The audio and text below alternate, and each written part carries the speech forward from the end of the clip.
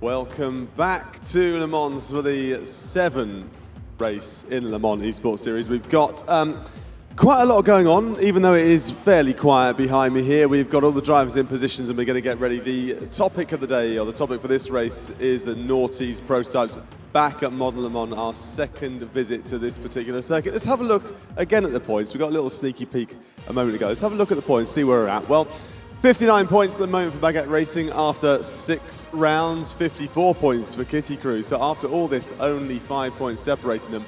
In third, we have Veloci Esports. They're getting their first win in the last race. Williams, their pretty disastrous race last time. They got 50 points, 46 for MAD Motorsport. Wildcats, there were 38. 36 to keep it simple, Mighty 38 and 35. All the way down there, as you can see, SMP Racing in 12th place with 14 points. That's how it currently stands. Remember, each race at the moment, this race and the next race, carry a prize pot of $6,000. So $3,000 for first place, $2,000 for second place, and $1,000 for third place. And then we go to the big one, race number 9, really ramps up with $25,000 up for grabs. But it's time to hand straight over to the commentary team for this one, a 2-hour race, a simple 2-hour race. We've been going for 14 hours worth of racing so far. We're going to get through 20 and a half hours over the 24-hour period. So let's hand straight over to Chris McCarthy, who's going to be carrying on from where he left off. He's joined once again by James Kirk. We will, of course, get into this one, Noughties Prototypes. It is very close looking championship up the top there as well. Just 5 points between our top 2, just 9 points between our top 4, James. Absolutely, but keep in mind with that last race that you're going to have 5-second head start even with just such a small gap. So 2 more races to make it count, starting with the Noughties, the prototypes, going to Modern Le Mans as well. So definitely, you look at the likes of Veloci, you look at the likes of Kitty Crew, and you're thinking, they're in BMWs in the last race. They want to get their biggest advantage here. Well, it's Peugeot versus Audi in this one. They're the choices they had. 3 teams went for the Peugeot in Advocatus MAD, and keep it simple, everyone else on the Audi. So let's head to the grid then. Let's get this one underway. Of course, the grid, the reverse of the championship order, and we're off away and racing then. Just having a look over at SMP Racing. It looks like they've had a good start to the race, heading down towards turn number 1. And SMP Racing, I think it might be who will lead us, but you can see the difference between the power. The Peugeot it's just gone flying down the inside there. One of the teams towards the back of the field, gaining a huge amount of positions there. And oh, someone getting all out of shape. Well, Mighty 38 got out of shape, but looked like, I think that may have been Advocatus who went the wrong way round. SMP are facing the wrong way coming out of the Dunlop chicane as well. So huge incidents early doors here, and unfortunately we've got a few teams limping round at the back already. So a big shame there. Williams are dropping down the order. We can see them on the grass there. We've got CMP that is recovering from a small drip to the grass. So the incidents continue up at Tech Rouge there, and we're going to have to try and get settled down this Mulsanne straight up towards the first chicane and find out who is where exactly. You can see SMP, Keep It Simple at the back. Advocatus are the race leaders from MAD. Tirewall are in third place, so they are the top three as we head through the first chicane. Yeah, that's the second clumsy start we've had in a row, and disaster scenario for Kitty Crew. One of those top four teams, one of those teams in the BMW in the final, in the super final. We know how powerful that car is in regards to the rest of the GTE field, so they've got a lot of work to do now over the next couple of hours to try and get some damage control in. Quite the opposite actually for MAD now. We know they're in the Porsche, and we know how much of a disadvantage they are in the last race. So out of all the teams here, they are fifth in the championship. They absolutely need to get big points in these last two opportunities before that super final. It's a good start, at least. They're up to second, but just a little bit left to get that first position. Well, both Advocatus and MAD are in the Peugeot in this one, so very evenly matched off the start, and that appears to be the same case down at Mulsanne, but very close together they were. We may have even seen a change. In fact, MAD it is who are still just behind Tirewall. We are on board with looking back at the rest of the field who have just about got themselves into an order. Kitty Crew, who were another team to get delayed in the earlier instance, are starting their recovery by going up into 11th place. So a shame for Kitty Crew, who are currently second in the points, 54 points for them in comparison to the 59 points of Baguette Racing. I didn't quite pick out exactly where Baguette Racing were, but we'll do that in just a second as MAD have taken the lead, and Veloci have dropped down to fifth at exactly the same time. So Baguette Racing up into the top five at the moment, so they are trying to get back up the order, are our leaders in the points.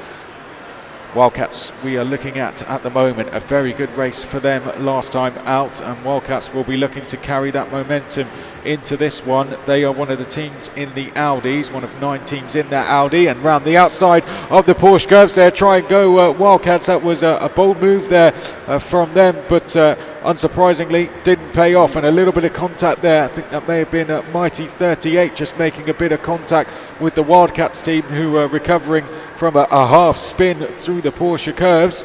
On board now with Baguette Racing, who are in fourth place. Our points leaders have a huge gap now to the top three in Advocatus, MAD, and our third place driver as well. Well, third place, not third place, is Keep It Simple. They should be there really being in the Peugeot, but they are at the back of the field, so they'll be very disappointed not to be taking advantage of being in that quicker Peugeot all the way off the back of the field. They're off the back of the field and 17 seconds back from SMP, but it's Tirewall who round out the top three at the moment. Let's set some scenery here.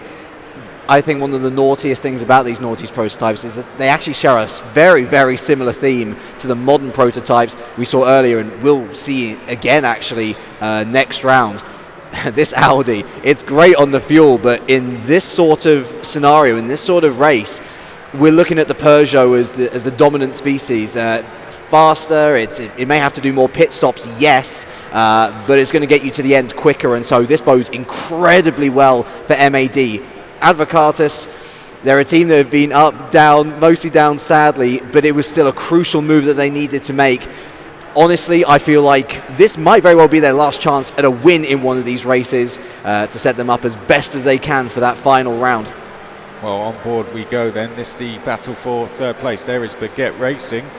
We are looking at Baguette Racing up there at the moment, fighting for third place. So a good start to the race for them. And there you can see Baguette Racing in third at the moment. They've got Veloci, who they're trying to hold off. But at the same time, of course, Baguette Racing are in a position now to try and take second place as well. Once they rejoin the track they can, and there they are now back onto the circuit. It's Tyrewall who is just ahead of them. Veloci are down into 4th place. Advocatus have dropped down to 7th. So just as you were saying there that they have a chance of taking a potential win, something seems to have gone awry. But Baguette Racing diving now down the inside of Tyrewall, and Baguette Racing go into 2nd place. Just behind that, looks as if we have seen a change for 3rd place there as well. So Baguette Racing leading the charge in 2nd, and Veloci helping themselves to 3rd place at the same time. This is what Baguette has been doing all day long. Yes, they've made mistakes, as have other teams, but Baguette have been so ferociously consistent. They've not won a race so far, but they have always been battling in and around the top 5. It's why they lead our championship at the moment. And once again, preying on the mistakes of a mistake ahead of this. In this instance, it was Tyrewall, but up into 2nd. Veloci benefiting there as well. Something that Baguette probably won't want to do. I think they would have rather Tyrewall keep him behind for just a little bit, but the important thing is they are through, and MAD maybe going to be looking in their rearview mirrors now. Well, I don't think Baguette Racing will be too frustrated about the fact that they may not have won a race, because the one that they are focused on is race 9. They are building up to that 9th race. They're going to have the home crowd when they are coming in numbers into the arena tomorrow morning on their side, of course, as well. But Baguette Racing leading the way at the moment. Apologies if you are getting any problems on the stream at the moment, but we'll work as quickly as we can to get any issues sorted out for you. Looks like we're all good to go now. But Baguette Racing, they're in 2nd place. They've got a huge amount of distance to our leader. In fact, our leader really is in a separate race in the Peugeot. We've got 2 races in one here, and this is a real dream scenario for our race leaders, MAD, because Keep It Simple and Advocatus nowhere to be seen in the other Peugeots. So I hate to say it, but of course we haven't got pit stops being made yet, but you could call this race over for the lead if they can stay out of trouble. Let's put a hold on that. Let's hold out some hope. You never know in racing. As I say, one mistake around here and you're going to lose yourself 5-10 seconds, perhaps, depends on where in particular you lose it. But it's very much a flipping of the scripts from the prototypes we saw earlier, and I think that this is one of the metaphorical hits that some of these teams have taken in order to pick up the BMW for that final race.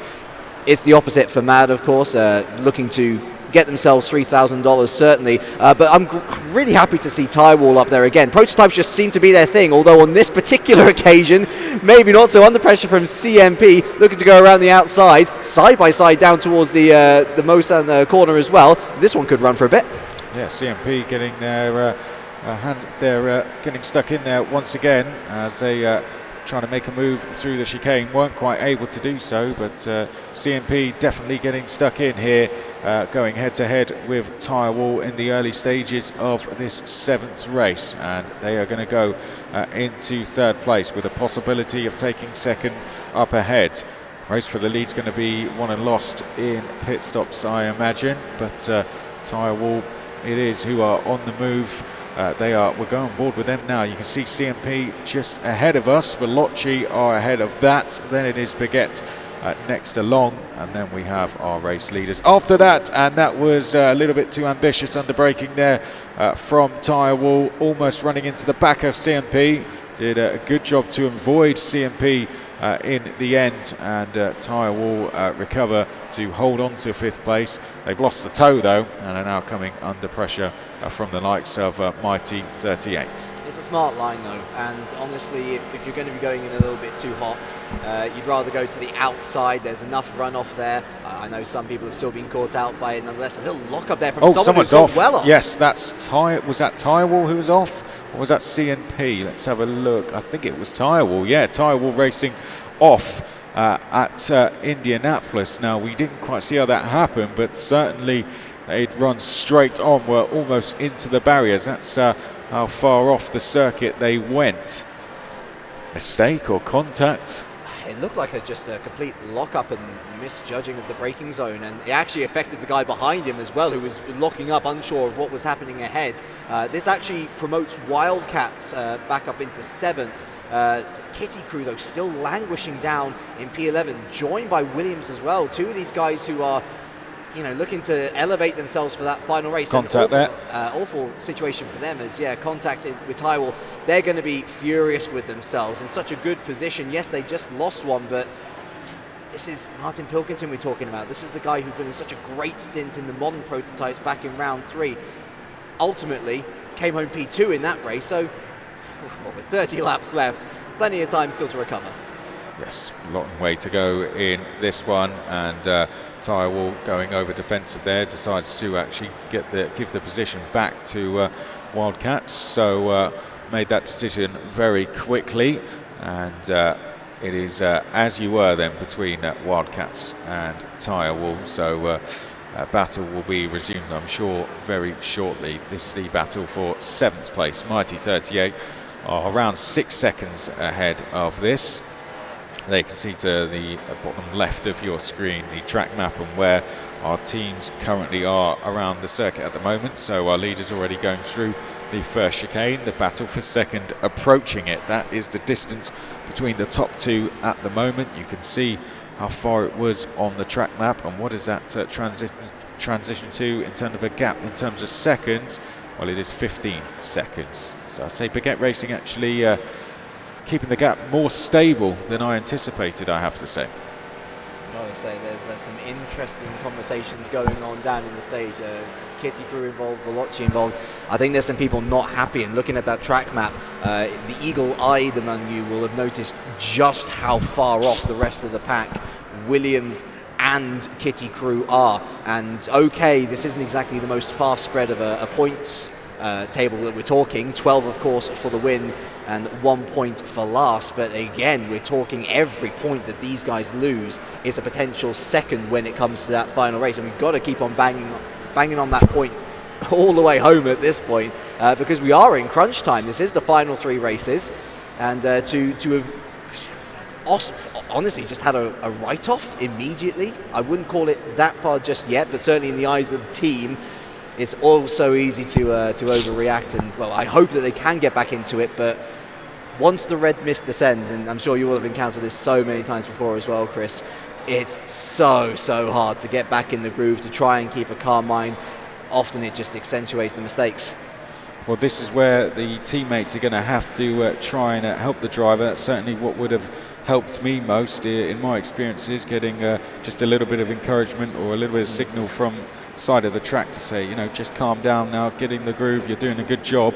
And I think that's what is needed from teammates here, as well as, of course, driving themselves with each other. They have to help their teammates when that's needed as well, from being off the circuit. And they've all got pit boards that they've come with to do so. So I think that's what we will probably see. Now, I did see that looks as if Advocatus in the Peugeot are now starting to utilise that car and start to climb back up the order. They are applying some pressure to CNP at the moment, and if they can get past them, Veloci won't be too far ahead. So, well, in terms of the cars in this one, it was 20 million if you wanted to go in the Peugeot and 15 million for the Audi. So the Peugeot, the more expensive car, unsurprisingly, and that has reflected in, of course, a better performance, as regular players would already have known. Now, that's Veloci, who has been given a stop-go penalty. It's nothing we saw on our screens, but Veloci, clearly that was probably for something that happened in the first few corners. I know I'll be told something different, in fact, just being confirmed now by race direction that was the case. It was a first lap incident, and Veloci, after the race directors have looked back, have decided they needed to take a stop-go penalty. And no doubt that was probably what that conversation was all about down on the ground with Kitty Crew as well. I imagine, well, it's ultimately a stop-go. It's someone else's off. Is that the Advocatus car? It's Wildcats, okay. So they're further down the order. And again, there's so much potential for this team. It's such a shame to see once again that lack of consistency coming back to bite them, remaining down in the latter half in 8th. But yeah, the damage is done. A stop-go will be little comfort to the Kitty crew, who right now they're going to be struggling to get inside the top 10 in the next 20 minutes or so, let alone a decent point-scoring position from 7th, 6th upwards. Well, that was a big off that from Wildcats. It's seen them lose a huge amount of time. There is confirmation that isn't another stop-go penalty for Veloce. That is confirmation that there was one.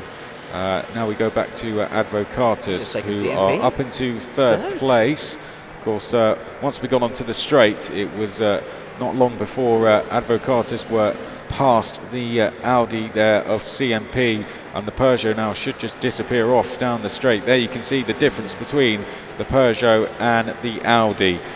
It's quite big, I think it's fair to say. This is the 2009 Peugeot 908, and we're in the 2011 Audi R15 Plus TDI. So big differences down the straight. It's I think you've got to play to your strengths in this one. Do you want that straight line speed advantage, or do you want to be in the position where you might go a little bit cheaper with the Audi and try and make up the time through the corners? Well, I think Advocatus have played the long game actually very well. You look at their performance over the entire event so far, mired down the back, with the exception of 2 events so far.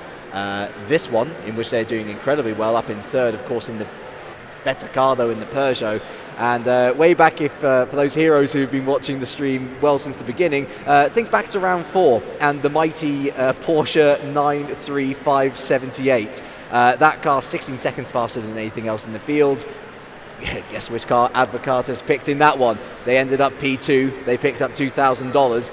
They picked another good one here against the grain, against the rest of the field.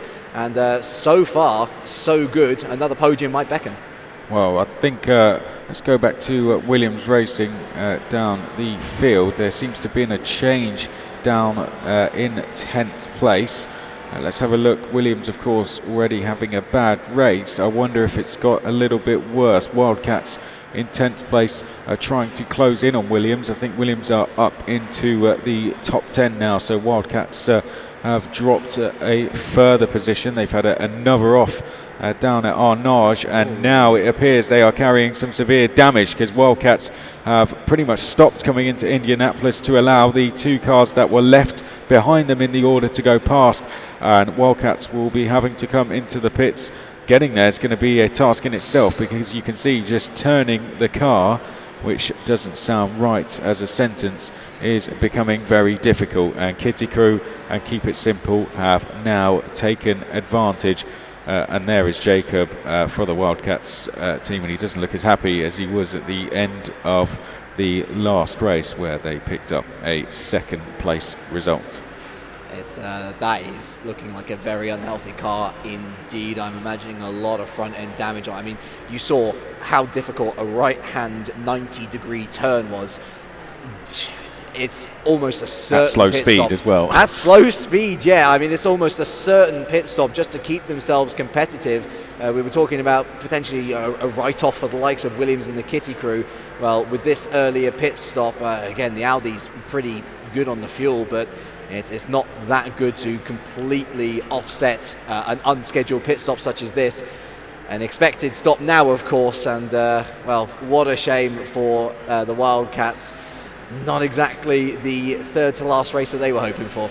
Well, we're going back with Advocatus, and I just want to pick up again with Advocatus. They may not be featuring at the head of the championship table. They're not within the first 6-7 positions, but Advocatus, what they have done, I think, is just highlighted some races where they think that they can challenge for victory, where there is a bit of an advantage in car performance, like this race, the Naughties prototypes with the Peugeot having that advantage over the Audi, and they've gone, let's spend our money there, and let's save money everywhere else. Overall victory, I don't think is going to be on the cards for them. I don't think it was ever meant to be on the cards for them.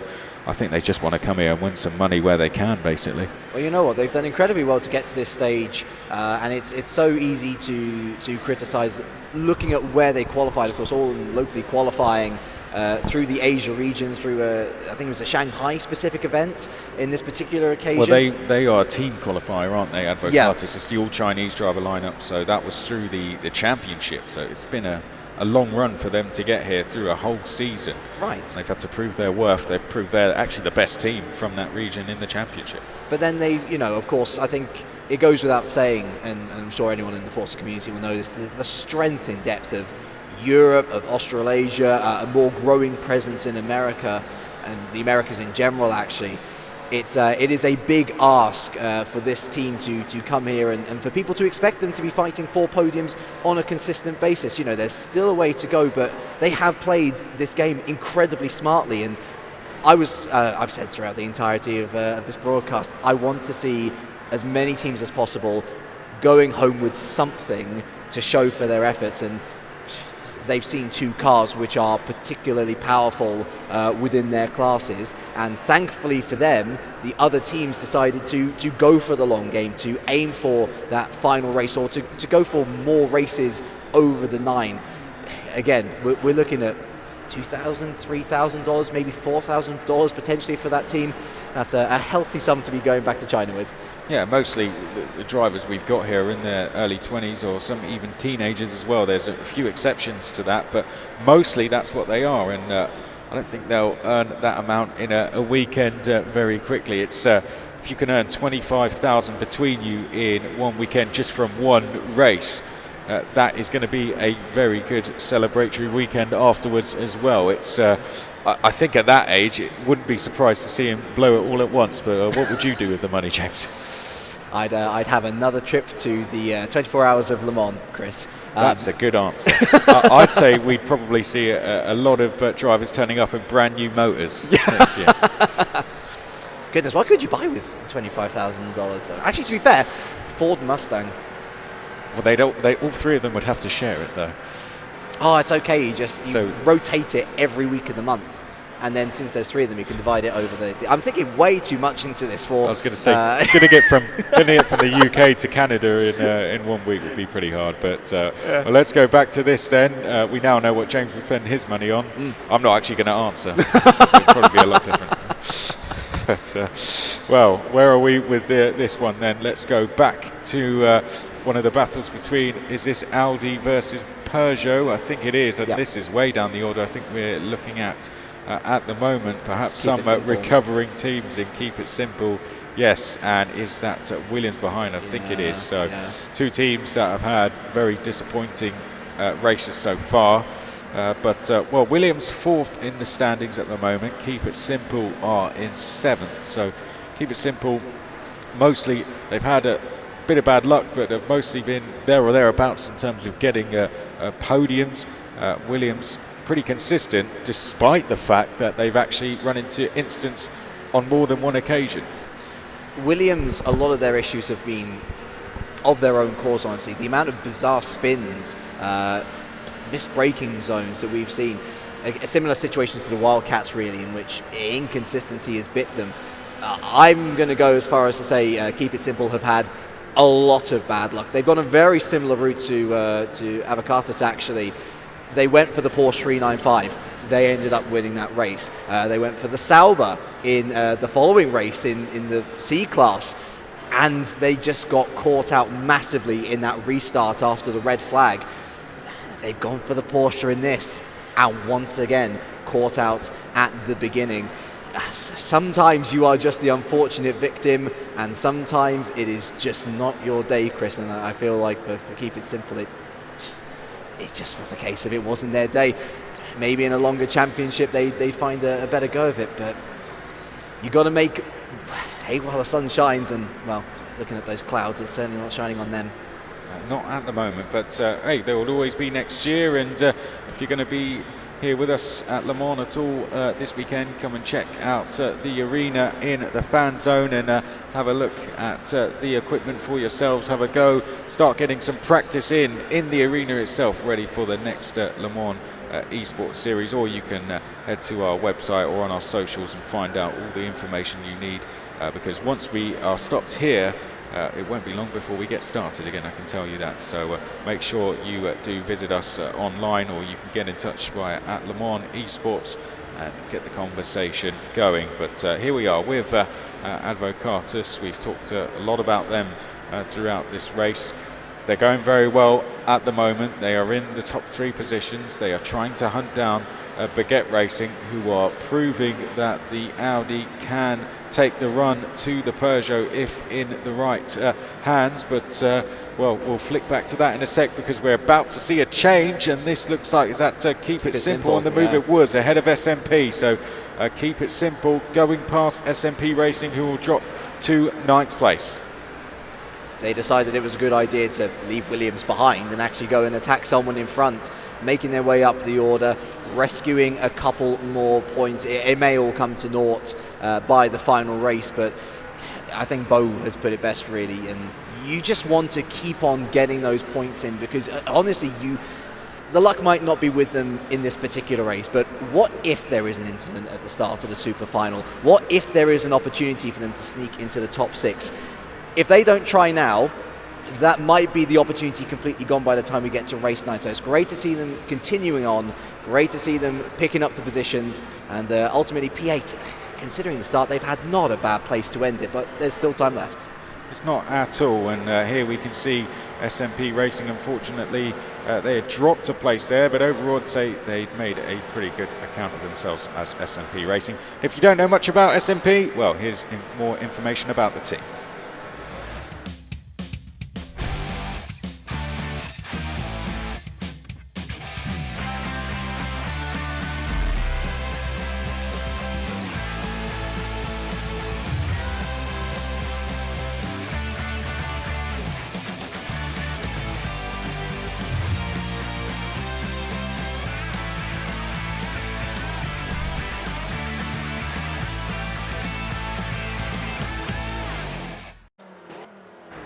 Well, here we are back with SMP Racing, and it looks like they've got a challenge coming in the background in the shape of Williams. So, well, unfortunately, SMP Racing, for them, they're going to have to go from defending from one car perhaps to defending from another. But, well, one team that certainly isn't defending at the moment in this race is CNP. They are going after Veloci, who have had a stop-go penalty in this race for an incident caused on the opening lap of the race.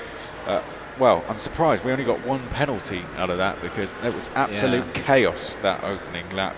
But eventually we all managed to get going again. Veloci, unfortunately, were the team to pick up a penalty. And CNP, oh well, big mistake there. CNP briefly running straight on through the Porsche curves. I think just getting a little bit too excited there. CNP behind the wheel, seeing that they were catching Veloci, and I think they just got a little bit carried away. They were loose on the first entry to the previous corner as well, so immediately you could tell that they were getting a little bit excited. To be fair though, why wouldn't you? I feel as if this entire event has kind of turned into a James Bond hit list in a sense, the target changing from back to back, and after that GTE race, the target now firmly placed on Veloci. We know how strong they are, dealing with a damaged car for the majority of that race as well, so their pace potentially limited as CNP they're going off again. They don't want to make too many more of these mistakes, because ultimately the rest of the field is looking to them to hold Veloci up, to try and limit the progress that they can make. Again, every single point counts, and I was saying this to the guys actually backstage. Veloci find themselves in a weird position, because Baguette Racing have been consistently good. Yes, Veloci had that win. Yes, they've been on the podium a couple of other times. Their other performances in other races have been so-so. And so, yes, they're not deep in the midfield, but they are the head of the midfield. And so that, I feel, is it's a bit of a knife edge. It's a bit of a danger zone. They can get it through cleanly. They can navigate it okay. But of course, they would rather see themselves further up the order. Indeed, and CNP likewise definitely to try and get up the order, but Veloci, good response from them at the moment, as they just pulled away a little bit of a gap. MAD still our leader from Advocatus. As I said, I'm going to try and call it from the start. MAD having broken away early doors. It's almost a repeat of what we saw in the opening race of the weekend, with MAD charging away to a win, and it's not the first time. That wasn't the only time, sorry, that they have done that so far in this event, and they might be on track to do it once again, with Advocatus getting caught up in dramas at the start. Had to have a fight back in that Peugeot, and now they are into second. The gap is just too large for them to close in. Well, there we can see Veloci just closing in behind us. This Veloci going on the attack here, of course, trying to recover from that stop-go penalty. They're trying to now gain some positions back, and it's going to start with Mighty 38 for 4th place. Mighty 38, who are putting a real shift in over this event with their 2 drivers, and closing in. Veloci now lining up a potential move for possibly the Ford chicanes or the next lap. 4th or 5th, what a job they're doing. I'm just about keeping it together myself after little sleep in the last 18 hours or so. To be up in the top 5, again, a driver down, it cannot be understated how well this team are doing. They were at a disadvantage right from the off, and yet there is still a good chance to put themselves in with a shout of that top 6 come the final. But I think we all know that this Veloci is there because of that stop-go penalty, because of that first lap carnage, of which it was sadly an initiating part. It is the faster car, James Baldwin in there, we know what he's capable of. Is it a matter of time? Perhaps, but whilst Mighty 38 are in 4th, I'm willing to bet a lot of money that they're going to try their damnedest to keep them behind. Yeah, well, I think they definitely will, but Veloci will have something to say about that. As you said, James Baldwin in the rig at the moment, and a very, very quick driver indeed is James, and has been going along very well so far this weekend. Mighty 38 likewise, though perhaps one of the teams. We've spoken a lot about how they've only had 2 drivers in the rig this weekend, but perhaps not enough about some of the results they've been getting, because Mighty 38 really have been impressive at times so far this week. Likewise, CMP, who are just behind this battle, about 4 seconds back at the moment. It's a shame to see the likes of Kitty Crew down towards the back. Wildcats likewise after the incidents earlier in the race, but someone has to form the back of the grid in a field that is so closely matched, and in which every team really deserves to be towards the front, but there isn't just enough space for all of them, and in each race we do have to have someone rounding out the field outside the top 10. Looks like Wildcats could be doing that today along with Kitty Crew, but here we are on board with Veloci, now pulling to the inside there of Mighty 38, and that is move complete into the second chicane. Very easy move there from Veloci. Mighty 38 not putting up a fight whatsoever.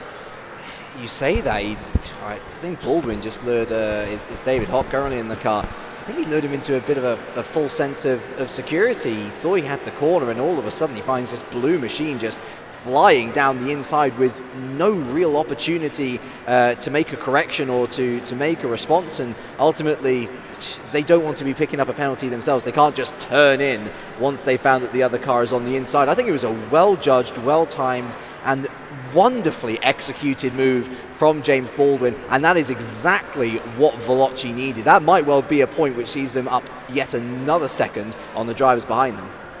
Yeah, this important result, this from Veloci. They're 3rd in the standings at the moment on 51 points, and with Kitty Crew down in 11th, they will jump ahead of them with this result of 4th and 9 points. And as for Baguette Racing, well, they're not having. Let's have a look at down the order. Baguette Racing, of course, having a better race at the moment, so they would just limit the damage to Baguette Racing at the moment, and the gap between them would be 4 points going into the next race. So Veloce, with this result, could move into second place in the standings. Also, though, we've got to take into account our 5th place team, MAD, who are leading the way. They'll close the gap to Veloce, and all of a sudden we'll have a very close top 3 once again, albeit with different teams in a slightly different order. MAD have picked one of the more unique routes to the super final, honestly, in going for a similar type of strategy in Advocatus, in Keep It Simple, choosing one of the weaker cars for the final round, but they've chosen stronger cars across more of the rounds. So in theory, hoovering up more points, hoovering up more money before they reach that final round. I would honestly wager that they've unfortunately lost a bit too much over those rounds, though. They've been unlucky. Of course, remember, they were involved in that incident with Advocatus in one of their weaker races where they were held up in the pit lane, for example. They ended up, I think it was 10th or 11th in that particular race, and they needed to have, ideally, the championship lead at first, but a decently sized championship lead at that, in order to stand any chance of finishing on the podium in race number 9. I don't think that's the case. I think they're going to be looking for top 6 at best. Ultimately, up until then, if they can get a couple more $3,000 under the belt, then they're going to do just that. Well, let's see if that plays out. But as you said, interesting stuff, interesting tactics up and down the field, all across the arena. We're having teams play it out a little bit differently. They've all got their own unique take on how they're taking on the Le Mans Esports Series Super Final. But ultimately, when it all comes together, we have a very close fight for the lead, and that's exactly what we want to see. But of course, points mean seconds when it comes to the start of race number 9, and even getting a 2-3 second advantage would be a huge amount of difference over an hour-and-a-half race in the modern GT cars. So everything counts here. You've got to fight for every single point like it is a race victory. Sometimes that has led to some incidents so far in the series, but they are fighting for a lot of money, and it's no surprise to see that. Right, Veloce, we're back with them, 4th place. No sign of Baguette in the distance. They are well clear ahead in 3rd place at the moment, but Baguette themselves are not too far behind 2nd place. They're still holding on to Advocatus, despite the fact that Advocatus are in that Peugeot and they are in the Audi. They are not dropping away as much as they perhaps should be here. It's really good driving this from Baguette Racing. They're putting on a fantastic performance. It's no surprise that they are the points leaders with the way they are going along at the moment. They are the lead Audi, so if we were to say it was 2 different races, we'd say they're the leader of that. Veloce. Now, Veloce looks like they were off there. I think so. I think they just had a bit of a loose moment out of Onage. I don't think, has that lost them a position? I don't think so. Were they P4? Were they P5? I can't exactly see. So Mighty 38, yeah, they are back ahead of them. So Mighty 38 have just picked up a freebie, and a rare mistake then from James Baldwin, considering his form over the course of this event. We were talking about a move that really needed to be done. It has now been undone, sadly, and that will just have hurt their tyres as well, to add salt into the wound, so to speak. And into the pit straight away. Yeah, so that's a sign that perhaps there could have even been damage in the process there, or they're just deciding that this is the best time. Now they've been delayed. This is the best time to actually, you know what, let's just bring it into the pits and get it out the way before carrying on again. So Veloce there, either one or the other, I'd say, but they will probably may even do a driver change in the process, I think. But Veloce are in to the pits. This is the first of our lead pit stops we are seeing. They've put themselves under a little bit of unnecessary pressure now, because they were looking in a very strong position, particularly in terms of the points, but now Veloce have given themselves a little bit of work to do. Let's see where they come out. It's going to be around 5th or 6th place. as they rejoin the track. Let's find out exactly where it is when the screens refresh on us at the top there. The timing rotates to the next slide, and there it is, 6th place then for Veloci at the moment, with Keep It Simple the next car ahead. So, well, Veloci now have to try and close down the top 5, but they are in this position where they've almost tried to turn this into a bit of an undercut, James, and try and start putting in some really good times, meaning they'll have to do less overtaking later in the race. Well, not only that, but they found themselves actually in a really advantageous gap, because ahead of them is Simple, who are in that faster Porsche, Porsche in the faster Peugeot, sorry, I'm thinking ahead to the modern prototypes. The point is, they're behind a car which is naturally faster than theirs, and so they can effectively go at a pace without worrying about dirty air, without worrying about fighting anyone necessarily. Tyre Wall, who were behind them, they actually decided to join them in the pits as well. So if there was a different strategy, if there was a more unique play to make, Veloci have made it looking to recover, I presume, from that mistake that they made on the same lap. Will it work? It's difficult to say. We've seen the undercut have a really big effect. We've also seen the undercut actually cause cars to lose out. The Wildcats will certainly wax lyrical on that. Baguette Racing will wax lyrical on that. Ultimately, it's one of the beauties of racing. It's a mystery until everyone else comes in themselves. Oh no, I think that was a great point actually about Veloci, about how they're behind a quicker car, so it almost kind of cuts them out of actually being a car that they'll have to catch and pass. So yes, they're in they shouldn't be in a good position having gone off the circuit, but thinking long into the race, perhaps they could be at the moment. Of course, they would still have hoped that never happened, because it would mean they'll be further up the field, but I think they're in a good enough position here to try and recover some places. But we're going to go back a little bit further and to the CMP-led battle.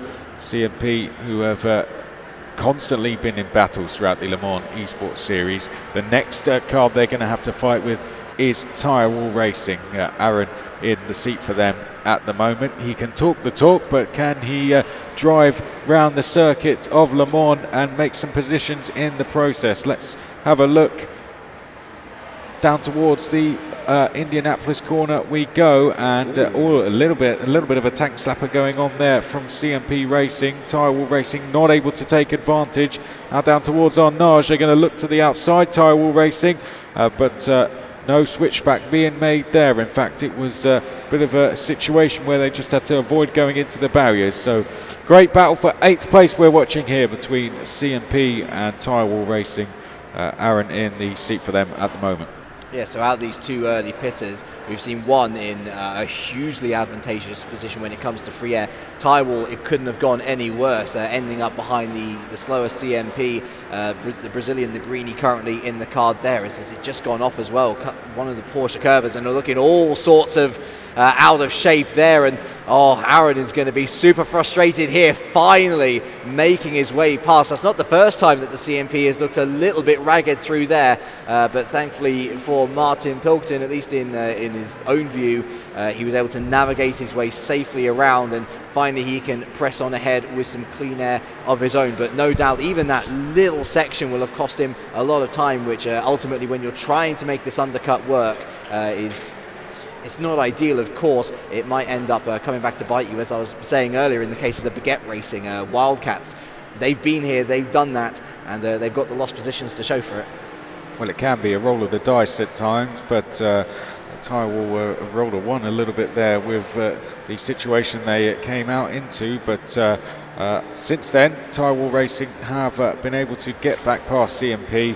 They lost a little bit of time in doing so, but now they are away and onto the Mulsanne Straight with clear air ahead of them. Next up, I think, is Williams. So they've got quite a big gap to Williams as well. So they've now just got a chance to focus on their driving, what they're doing, lap times, sector times, you name it. Aaron is going to just be focusing on that now, trying to settle himself down, get into a rhythm, and start making some ground up on the cars ahead who have yet to come into the pits.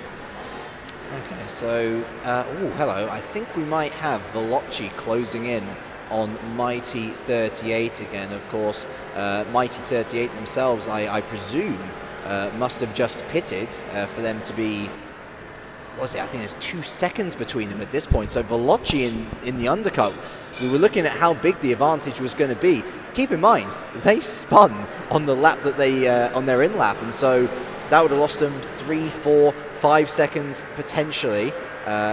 They've almost eliminated that entire gap that had opened up just through decent strategy, and ultimately we know that Veloci's overtaken Mighty 38 before. They can absolutely do it again, and they'll be invigorated to do it as well, as it looks like now Tirewall is defending off CMP, so CMP not letting go. Well, CMP, of course, they had that whole straight to try and close back in. Tirewall, although they made that move, it's they had the long Mulsanne straight, then allowing CMP to close back in, and I think this is now the point where we're going to see if Tirewall are capable of really pulling a gap over CMP through Indianapolis, through Arnage, through the Porsche curves. Let's see how it unfolds. This a critical part of the race now for Tirewall. They need to get a gap over CMP, but that is not happening. CMP are responding very well here and putting Tirewall under pressure, so it's roles reversed now as we head up towards the Porsche curves. Is it going to be Tirewall getting all out of shape this time and CMP taking advantage, I wonder? Let's find out as we go into the Porsche curves then for the 14th time of 34 laps, and it's CMP once again just going a little bit wide there, so this is going to give Tirewall some breathing space. They've got to try and take advantage now going up towards the Ford chicanes and get a gap going on to the next lap of the race. Bit of breathing space all of a sudden there for Tirewall, and I think that's going to be a bit of a frustrated CMP after making those mistakes into the Porsche curves, and not for the first time in this race. Out of the last corner and across the line will go Tirewall Racing. They will now go on to lap number 14 of 34. We're on board with them, looking back at CMP. Williams will be ahead of us, but not anymore, shall I say, because Williams have just come into the pits, I think.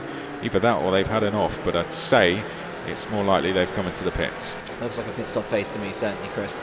It's almost like they had stuck an anchor on the back, but again, going through the Porsche curves, the rear of that car is so loose, and when you've got a car that is consistently providing you with problems, the confidence just starts to wane away. Going wide here, there, everywhere.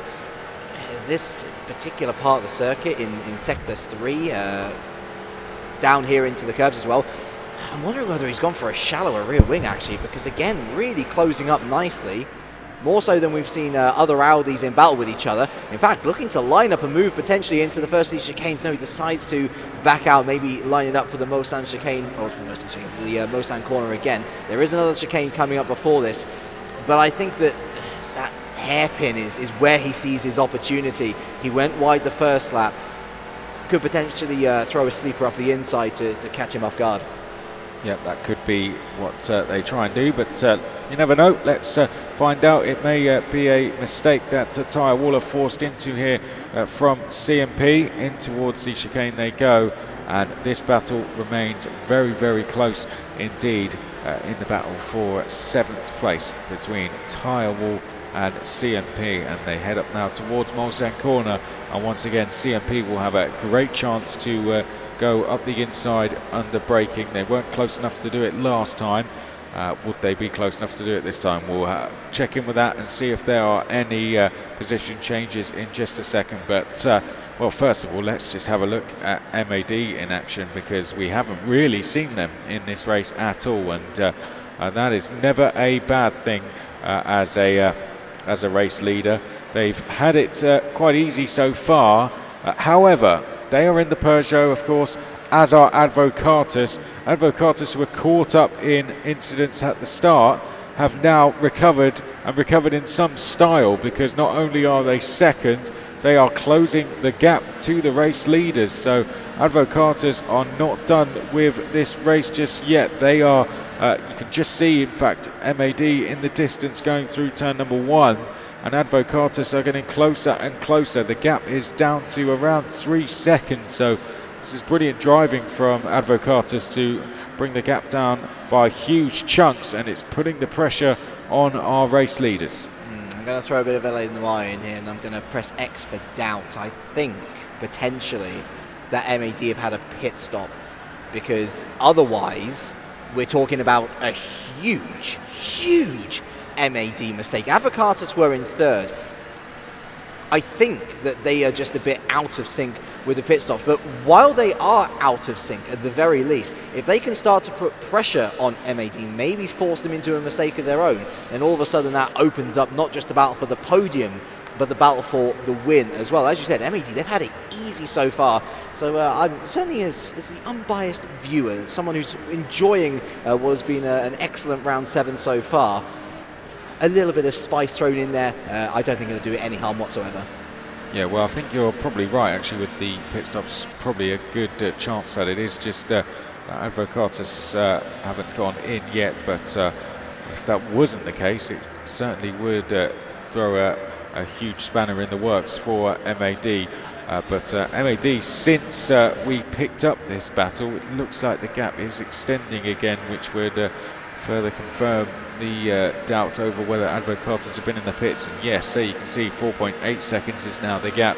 It's increasing all the time. It's gone up by around 2 seconds since we picked this up, actually. So MAD, I don't think, are going to be feeling any pressure at the moment. They are in a race of their own at the moment, unless they are being challenged by Advocatus or the likes of Baguette Racing as well, which would be unlikely given the car difference. But there's still a long way to go. There are still more pit stops to go, so we will check back in with our race leaders in a little while and see how things are developing between the likes of MAD and Advocatus as well, and see if Baguette Racing are getting any closer to the action for the lead. There you can see the drivers at work. Not all teammates are present at the moment. They may be off getting some kit. It is a 3:30 local time here at Le Mans on Saturday morning. A big day at Le Mans, of course, for a couple of reasons. We've got our very own Le Mans Esports Series Super Final, which will finish at 11 o'clock. And then, of course, a few hours after that, we will have the start of the 2019 24-hour of Le Mans. And do tune in for the race finale, because not only are we going to have fantastic racing, we're going to have some special guests joining us as well. I'm sure Bryn will be catching up with all of those throughout the morning. So make sure you tune in, and if you're going to be here and are watching the coverage at the moment, then do come and find us in the fan zone. You underestimate the power of time zones. It's 4:30. Our machines are on English time. And so it is actually later in the evening than any of us could dare imagine. And actually, to be fair, getting Miller Kip is, I would argue, super important, especially if the drivers in question, or indeed strategists in question, are looking to be taking part in that final race, because you want as much mental fortitude as possible. As I hit production complaining in horror. Shout out to all the production guys, by the way, who've tirelessly not just worked on this today, of course, but have been in the week leading up to this, putting in the hard hours, making sure that everything is looking spick and span for you. We've got this wonderful overlay, wonderful crew, and a big shout out to them. And you might even see one of our adjudicators walking about. Give us a wave on the camera. Yay. Yes. We've got the adjudicators. They've been around on rotation, in and out, making sure everything is running smoothly down in the arena. They're keeping an eye on maximum driving times, as well as looking out for any incidents on circuit as well, and being there to communicate with the teams when necessary. So shout out to those guys. They're not all here with us at the moment. Some off getting some rest, as good news came in that it was 4:30 in the morning and not 3:30. We get an hour closer to the light. You're talking to. It was the quickest hour of my life there. We jumped an hour in about 30 seconds. But oh dear. Yes, back to this battle. This is Tyrewall Racing. We're watching behind CNP. And it's getting very close, isn't it, James? It's getting very close indeed. The little rascals in our lovely production office, just having a good couple of jokes. It's one of the coolest teams I've actually worked with. I think it's a great team spirit here. Speaking of team spirit, I love, again, I keep on going back to this point, the fact that Tyrewall, we've got one from Britain, a South Korean, and the Japanese, of which the Japanese guy not able to speak English, so basically forced to feed information through via Google Translate. It is a fascinating scenario, and yet they've somehow been able to make it work beautifully well. And looking good in these prototypes, Tyrewall, they've just been thrown off, I feel, by incidents in this particular race, but looking really good here to apply some pressure to CMP. They've had their moment in the spotlight as well. They've shown some good potential, but if I was a betting man, of which I am not, I don't like to just throw my money about, I think the Tyrewall here are certainly in the ascendancy. Aaron, he's an experienced head. He's been in this position plenty of times before. And with the yellow and black car literally just in front of him, I think that's too tempting an offer to refuse.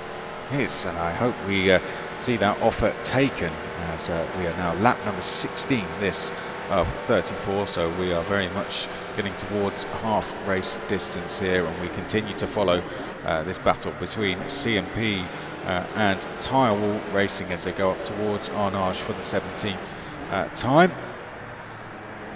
Through Arnage we go, no problems for either team there, and it's fantastic to see, even at the time we are over here in Le Mans at 4:30 in the morning, the race number 7 we are on now, the amount of laps we have already gone through as well, half race distance, and they both took Arnage absolutely perfect.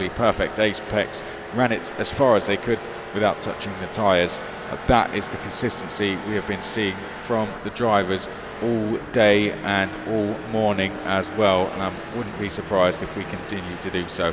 We are, of course, with the best 36 drivers out of 20,000 competitors who tried to qualify to be here. Those 36 drivers are split into 12 teams. 9 races to sort this one out, $100,000 prize pool up for grabs, and we are now on lap number 7. It's getting towards the end of for race number 7. Of course, we've got race number 8 following this. After that, we will have the standings of the first 8 races, and the points from there will decide the grid for race number 9 with our Le Mans start. And the points will, of course, make a big impact on the difference of who runs to their rigs at what time. Yeah, we'll definitely be delving into that as we enter race 8. I feel like it's crunch time. Everyone knows that every point counts by this point. It's using point twice. I'm starting to run out of words myself, certainly. And I feel like Mellish is starting to run out of options here in regards to the overtake. Actually, CMP starting to pull away in the last couple of sectors or so, opening up the gap to 2 seconds. And although I think Martin Pilkington should be encouraged, certainly we've seen that CMP losing it through the final sector, but then again the CMP's lost it through the final sector so many times that it looks like they're going so much more conservatively, and rather ironically that's actually gaining them more time by keeping it consistent. We've banged on about consistency all throughout the 16 hours so far. It's important whether you're looking at the long game, whether you're looking at the short game, and CMP seem to have sorted out their issues, at least in the short term. I mean, look at that. We were looking at, 5/10 the gap between the two of them just 2 sectors ago, so opened up to 2 seconds. Yeah, CMP absolutely flying, aren't they, at the moment, and they've given themselves a healthy advantage over Tyrewall Racing. gap is around 2 seconds at the moment, although the gap to this team ahead of them, Keep It Simple, is some 30 seconds. So they're not going to be going forward in a hurry, but they certainly won't be going backwards as Keep It Simple. Oh, and well, what happened there? That was Veloci rejoining the circuit. So behind Simple. Veloci, well, I don't know what happened there, but big spin, clearly. Big problems for Veloci on this lap, because now they've dropped all the way back behind Keep It Simple, and it seems as if they've lost a lot of ground as well. So I'm not too sure what happened to them there, but Veloci, that's just caused more problems for them in this race. They've already had that stop-go penalty. The last thing they need to do after having a stop-go penalty is cause further problems for themselves, and unfortunately for the team third in the standings, that is exactly what they've done. That's the third high-profile mistake that they have made this race. First, you got the incident in the first lap, led to a stop-go penalty. They had a spin at Onage and almost the same part of the circuit into Indianapolis. It seems like they've had an off there as well. Let's keep in mind, they managed to overtake a Peugeot, albeit a damaged Peugeot it looks like, but they moved their way up to fifth. And all of that work has been completely undone. And again, in one of these crucial races where they need to be picking up the points, they've got good pace. If this comes back to bite them in race number 9, they're going to be kicking themselves. Well, just receiving information that it appeared that Veloci was just a simple mistake, wheel on the grass, and it just sent them round, and and into what was an unusual resting position in the end before they got going again.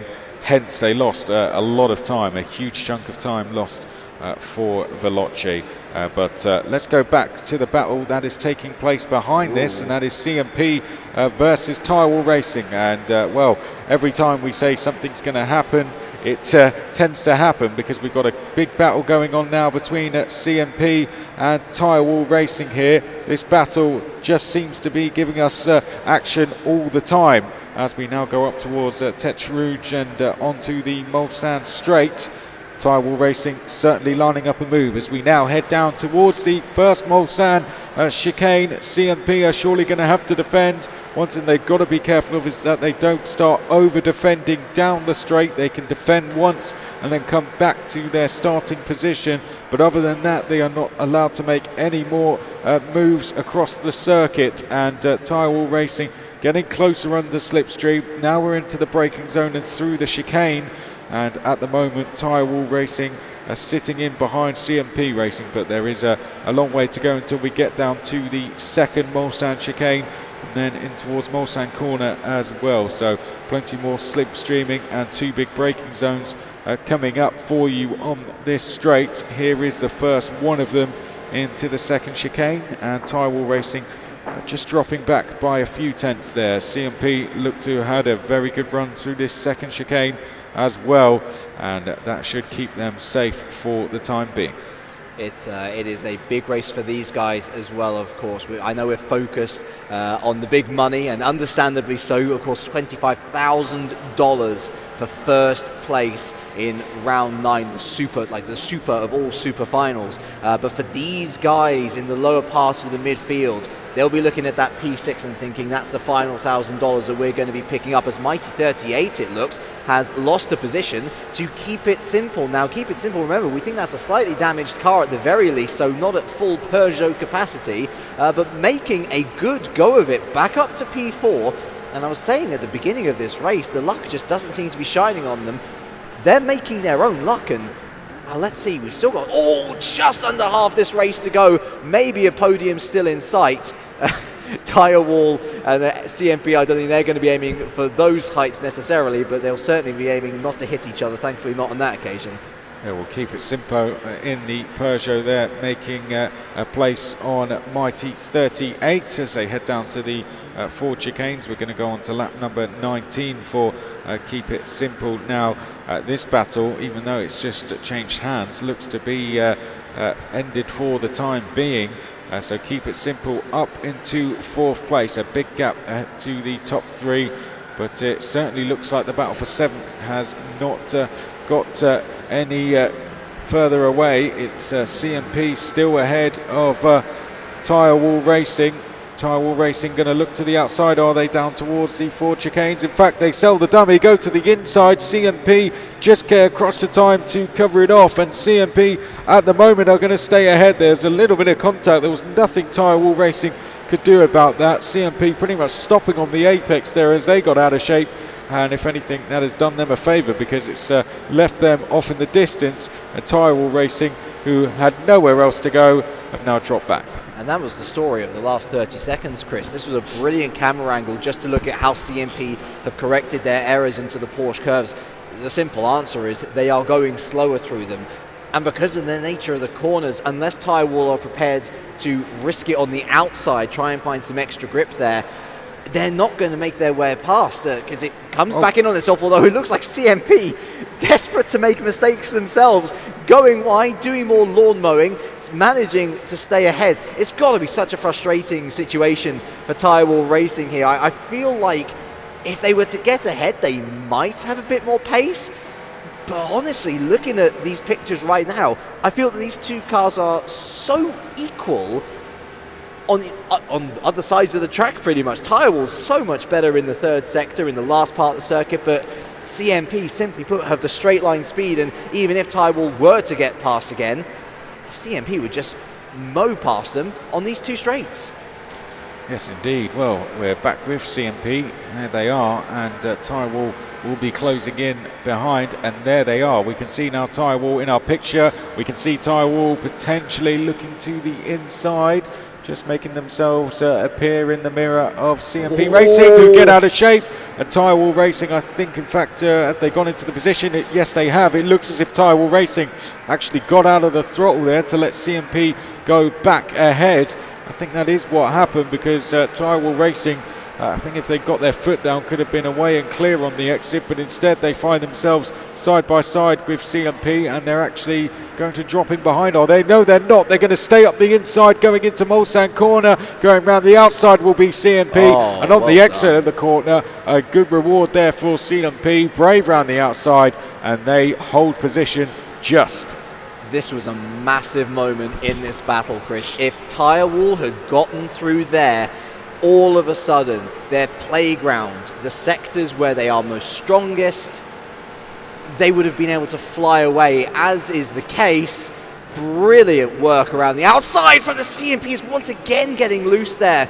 Aaron just about saving grace and keeping it out of the back of that CMP car. But look, again, the CMP, it's so much slower through these slower corners, let alone the faster corners. Such a frustrating situation. Still time on the clock. The lap counter is being generous on this occasion, and there's still time for Tyrewall to make their way up into 8th. But they're going to have to try, I think, that move into the Mulsanne yet again. They've got to be more authoritative. They've got to show a bit of racemanship, honestly, and try and move CMP as far out to the outside as possible so they don't have that chance to wrap around them like they just did. Well, it could be a change of approach then from Tyrewall Racing. They've got to play to their strengths here. They're, of course, very quick in a straight line when they're in the tow behind. Keep it simple. CMP, sorry, just ahead, but at the moment they haven't really been able to take advantage and make a move with a little bit of conviction. They've been a little bit too generous in terms of giving racing room, I'd say, so far. So let's see if that changes now. Let's see if their approach becomes a little bit more aggressive with Tyrewall. Tyrewall, of course, versus CMP.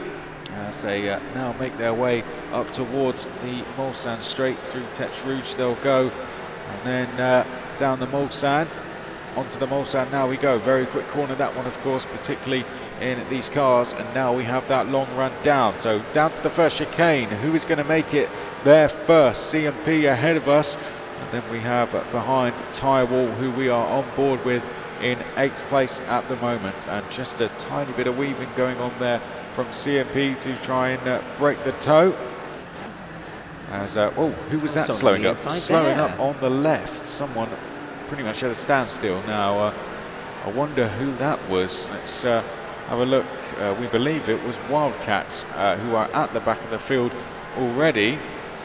Now, the way that car was static seemed like they'd just given up, but was that a case of Wildcats just allowing this battle to go past? I wonder. All will be revealed, but let's go back to this. Oh, there they are, in fact, Wildcats.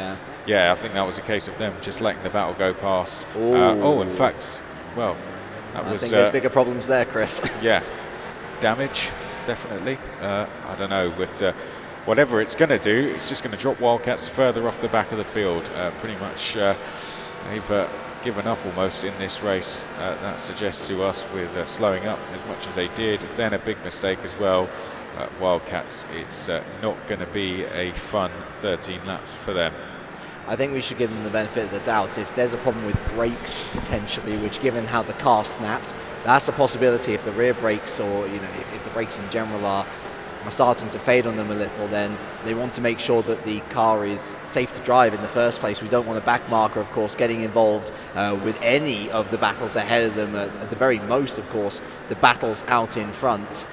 This one the closest on track though, and that is CMP making a mistake, and that is the opening which Tirewall were looking for. And even better, Chris, is that they've been able to do it through Indianapolis. They've got the fast corners coming up. They need to make the next 30 seconds count while they have the advantage. Well, Tirewall, if it's down to advantage, it will all be through the driver skill here.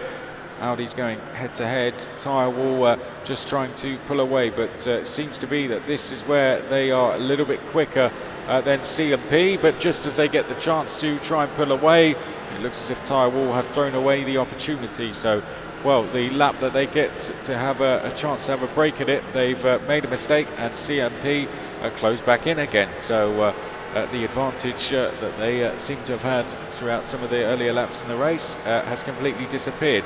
Just seems to be in this battle, whoever is leading just seems to struggle with the pressure a little bit, and Tirewall Racing proving that that was the case once again as they come down the start-finish straight. CMP now the ones in the tow behind, and CMP very close getting down towards turn number 1. They won't be in a position to make a move, not just yet, but they may change that when they get to the Mulsanne chicane.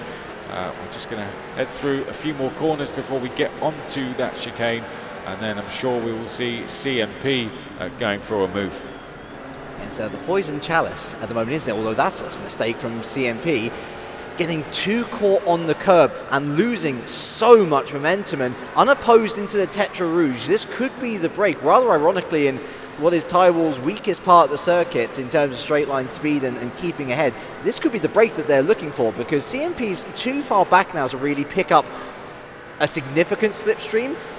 They're going to have to nail this next braking zone if they want to close that gap again and re-engage that battle going into the hairpin. Well, through the chicane they go then, and we're looking at Tirewall, CMP making mistakes, unfortunately, on this lap, and that's seen them drop back, but CMP have now got a chance to try and close back in as we see the arena as it stands at the moment. And as you can see, we've got pacing going on as we get further and further into this event. Lots of tired faces around though, unfortunately. We are well into the early hours now. We are almost getting towards 5 o'clock in the morning here at Le Mans, and that is what the state of the arena is currently like. Lots of people, I imagine, have nipped off to go and get an hour or two's rest before we get into the morning, and races 8 and 9, of course, the all-important race 9 coming up later on at around 9 o'clock this morning local time. There are a lot of hoodies up as well. There's a lot of faces looking like they want more sleep than they are perhaps allowed at this late stage of proceedings. But who can't stay awake when you've got such excitement coming up in the next couple of rounds, and indeed towards the end of this race? I think for Tirewall, the job is done. They have been able to pull away enough from CMP to make enough of an impression to try and solidify this P7. CMP, they remain a persistent threat though, keeping within a couple of seconds from this Tirewall squad. Again, This section is crucial. This time, don't make a mistake, and you should be in the clear. Well, that's certainly a statement to put out there. Let's see if that happens. Tyrewall, if they don't make any mistakes, James reckons they're away and clear. So. But I'm not so sure, you know. I think the way that these battles have been going, I think CMP will be able to respond. But one of us has got to be wrong and one of us has got to be right. So we've thrown both options into the mix. Why not? And let's have someone be wrong and someone be right. But I would have said that would have been funny if they got into the pits. Yeah. I was just expecting that to happen from Tyrewall. They were listening and they're saying none of you are right. But, well, CMP staying with them. It just seems to be that the advantage of being the chaser is having an effect on the drivers, and I think that's no surprise considering how long we've been racing and the time it is. Having something to focus on is something I was talking about with Harry. Having something to chase is definitely something that is needed in these early hours. It just keeps you sharp, it just keeps you fresh and makes you almost sit up in your seat as in the background CMP, all their hard work went to rest unfortunately as they went off into the grass. And if I'm correct in hearing, I think we may have had a new fastest lap on that last lap as well. It is simple, 3:22 if I was hearing in my ear correctly. Yeah, 3:22. So Simple they're moving along. They're hollering along at a good pace. A bit of deep braking there. It's the second debate I've lost, by the way, so far in this broadcast. Maybe lucky number 3. I've only got 2 more races to try and spark up another one. But it's again great to see the persistency from Keep It Simple, and the podiums in sight. You know, maybe there is still some podium action on the table. I'm still not sure about Avocatus. I'm certain that they have yet to pit, but it's late in the game. If it is a one-stop race, maybe hoping for a splash and dash to the end. Well, we're looking at, what, 1 or 2 stops here. 2 stops is what we think. Some drivers told me earlier in the week that this would be 9 stops. I think they were more in the modern prototypes, I think. Yeah, so, well, crazy stuff if they were saying that. They were saying this is could be a huge amount of stops in this as well. But there we have seen a change. And that was that SMP losing that was Baguette. Place? That was Racing Baguette, yes it was, to Keep It Simple. So Keep It Simple up into 3rd place. There was no fight there either. Either they know something we don't, or they don't fancy battling a different make of car. Back to this battle then. Ever going on. Tyrewall, CMP, unable to break away from each other. They're like conjoined twins, aren't they? They have to stick together. They're almost relying on each other to push themselves to the limits. It's actually great to see these guys on the edge and keeping us entertained, honestly. There's always been a couple heroes in each race to make sure that it remains intriguing, interesting towards the end, even in times of a lull throughout the rest of the field. And in this particular occasion, we're going to thank Tyrewall and CMP. CMP, again, lap after lap after lap. I'll tell you what, their conservatism is turning into confidence in this final section. And all of a sudden, I'm quite happy to go 180 on my personal prediction. CMP, honestly, I feel are in the driving seat, because if they know that they can get past on either of the straights moving into the chicane, into the hairpin, of course, down the Mosan, then happy days. Tell you what, if both teams are to stay out all the way to the flag, no, they won't know. So I won't say what I was going to say, but I will never tell you what it was. But it was good. Okay. CMP go into the pits then, so this changes everything, and we will have to wait and see how Tyre will respond to this. Now we'll see where CMP come out, but Tyrewall now free to themselves, no one to look back in the mirror at, and this is where that advantage you talked about in the past might come into effect. Yeah, absolutely. Whether I'm right, though, is certainly on previous form debatable. It's not very good for a colour caster, of course, but hey, I'm here to provide colour, whether it be right colour or wrong colour. I'm determined to make it entertaining, that's for sure. And tell you what, with 10 laps to go as well, again, I'm looking to Avocatus, and I seem to remember them going super long in, which one was it? I think it was in the Group 5 race. Again, they were quite happy to make it as far as possible, and ultimately, again, still looking at the podium, looking for more money to take back to China. It's been a great day, I think, for them, certainly in this particular round. Nice day out regardless.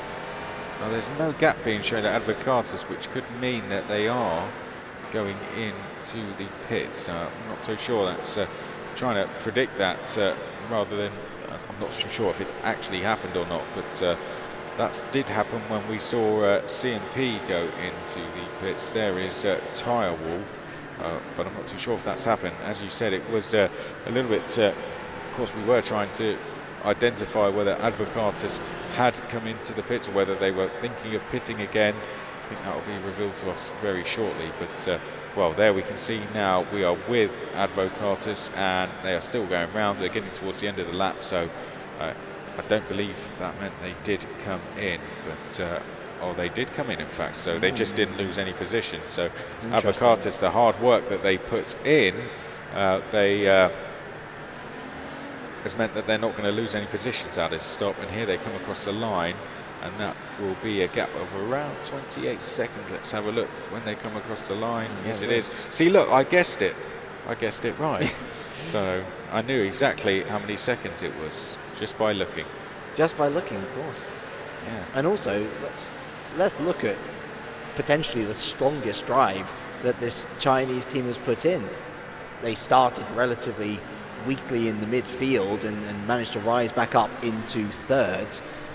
They've made the pit strategy work for them, and they just look a lot more at home in this car than they did the Group 5. It looks so much more planted, and I compare them to MAD.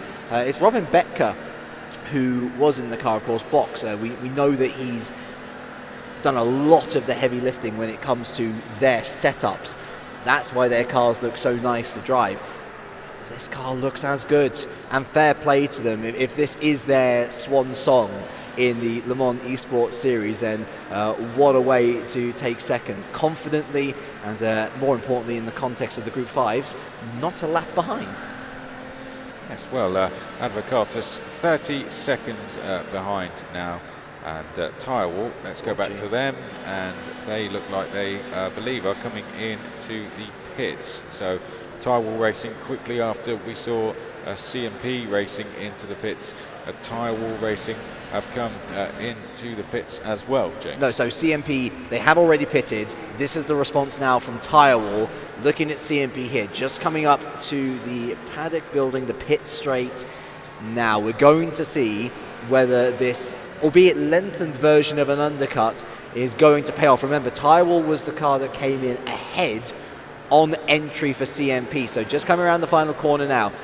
Out of the pit lane, here comes tyre wall. They're going to go underneath the Rolex timing beam, and CMP actually have lost no time at all. In fact, the undercut has worked. The difference in speeds proving so crucial there, and CMP have jumped tyre wall with a great strategy. 10 laps to go. Well, they've played their cards right there. CMP, they've now gained that position. So the fight went from several battles on track to a fight between pit stops, and well, that's where the undercard works perfectly, coming in, forcing the team to respond, but gives you that lap just to go and set some great sectors, and CMP did exactly that as they've now gained a place. So CMP upper position, did it through the pits. Great strategy from the all Chinese from CMP, sorry, there. Getting my teams confused there. That's it's late, don't worry. Or it's early, I guess, at this point. Well, I know, I'm just going to be saying all sorts next. But CMP it is then ahead after those pit stops. Tyre will go down to 8th place. But I think I'm going to repeat what I said before all of this, before all the pit stops happen. Don't count tyre wall out, because every time we've seen a gap open up between these two, it closes in again. I wouldn't be surprised if we see this go all the way to the last lap. And you know what as well? I notice Mr. Martin Pilkington out of the car, and into the car goes South Korean Jung Hyuk as well. We've seen him have plenty of strong stints himself, but I do feel this adds a different complexion to the battle. CMP, actually have CMP changed drivers as well. Matthew Gator now in the car as well. So same cars perhaps on the outside, Chris, but the different drivers inside. And so, yes, these cars were close previously, but it is now on Hyuk to bring the battle to a different driver in Gator. Yep, Gator it is in for CMP. There we have a look at our venue as we are currently well into the early hours, and that'll get a lot more life in it, believe me, when we get towards race number 9 and all our VIP guests arrive. It's going to be absolutely packed in here, and if the weather stays out it is, I imagine a lot of people wearing shorts, but they certainly aren't now, as that picture shows. It is freezing cold in here now compared to what it was, and all the coats are having to go on. I did go outside briefly, very cold outside, but well, it's certainly bearable in here, but definitely jackets and hoodies have been put on for the night stint. And it's going to be one of those cases where in the morning you'll walk outside and your eyes will just burn. I mean, you're not wrong. To be fair as well, when they sold the idea to me and said, James, we're going to bring you out to the 24 hours of Le Mans, so it's going to be, you know, France, middle of June, thinking, oh, lovely, going to be nice and warm, it's going to be great, lovely weather. And then it's an autumn evening in the UK. We pretty much get here. It's to be fair though, it's a great show of the conditions do change for the drivers as well. It doesn't matter whether you're inside or outside, because quite frankly, we have gone from hot weather to cooler weather. But actually, I'd say that's probably going to be better for the drivers in keeping them awake, but also not getting them too hot and sweaty in the cockpit. I don't know, James. You look like you've picked up a tan. Listen. I don't tan, I burn. I was only joking. I'm deathly white. Have you seen my skin, audience? Like, look at that. It's pale. It's awful. Full McHugh. There you go. Number at the bottom of the screen. There we have it. We're bringing you here, not just for work, but, well, that would be it. Work. Let's stop that there. James on screen. I think this is one of your classic, you had something good to say, but let's not say it. Let's keep it a mystery. Yeah, okay. Right, here we go. CMP still leading this battle, but as we talked about, tyre wall getting closer once again. We are into the final 10 laps now, and CMP into the chicane. Oh, well, that was a mistake, certainly that time, all over the curb, and it's affected them on the exit, and tyre wall get even closer. Just seems to be this pressure game going on between these two. Every time one of the teams gets ahead, it just seems to not be able to break away. It's almost become an impossibility between these two to break away and get clear of the other team. Now, Chris, I've actually just taken a little peek up to second, and Advocatus have been deposed by Simple. I think Advocatus have had their pit stop. Simple now making their second stop, so that should re-establish things. Going back to this point now, yeah, it's... Here's the problem, though. The gap is a lot wider than it was on entry. I mean, it never really gained more traction than 2 seconds or so. Tyrewall can see CMP still, but again, I go back to that point of they are lacking the meaty slipstream that was really keeping that battle so close. It was the flip side with CMP as well. They were close enough to get enough of a hook, a metaphorical hook, of course, onto the back of that rear spoiler. Simple now coming out the pits. This should be into third. I think Advocatus should have gone through already. Yes, they have, so 40 seconds behind the leader. Simple, 47 seconds provisionally. We'll keep an eye on that gap. 8 laps left. 7 seconds. I have seen gaps like that gone, but it might rely on a mistake potentially. Yeah, well, here is Keep It Simple having rejoined the circuit from the pits. And where does this leave them then? So of course, third. Third place. There we can see in terms of gaps, though, 6 seconds to Advocatus, and quite a bit of distance behind, but a gap to try and chase as we get into the closing stages of this race. Keep It Simple there in third place. Well, Keep It Simple have had a pretty good race, but unfortunately, one of our teams down the field haven't. They went from having a very good race at Spa to a very, very bad race. We've seen Wildcats unfortunately facing the wrong way at times and slowing right up, going down the Mulsanne straight at time, and as you can see at the top of your screen, they are down in 12th place, making up the numbers at the moment, and there they are in the pit lane. They still get a point for their troubles though. Oh and yeah. Is damage limitation, maybe. Is it worth anything? Well, it's one less second that they will have to worry about waiting for once we get to that Le Mans style start for our final race.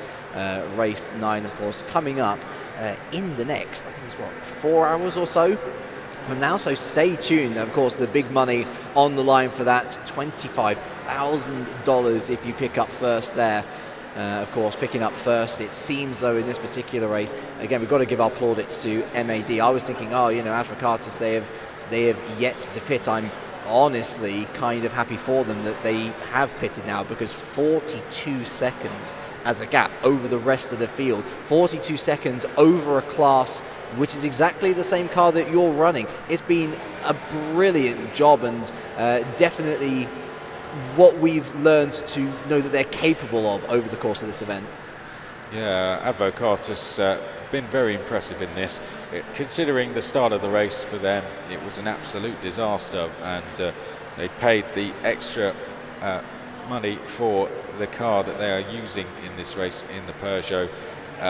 Obviously, the idea of that, you've got to take advantage of it, go and get a good result, get some money as well. That was the plan for Advocatus when they selected to choose the Peugeot, and when they ended up all the way down the field involved in incidents on the first lap, it would have been easy to get a little bit nervous about that, a little bit frustrated about that, and then throw the whole race away. But that is not what Advocatus have done. They got themselves back on track very quickly, composed themselves, and got themselves into a position I think they would have been happy with, even if but nothing Keep It Simple's there. happened to them at the start. But Keep It Simple's there.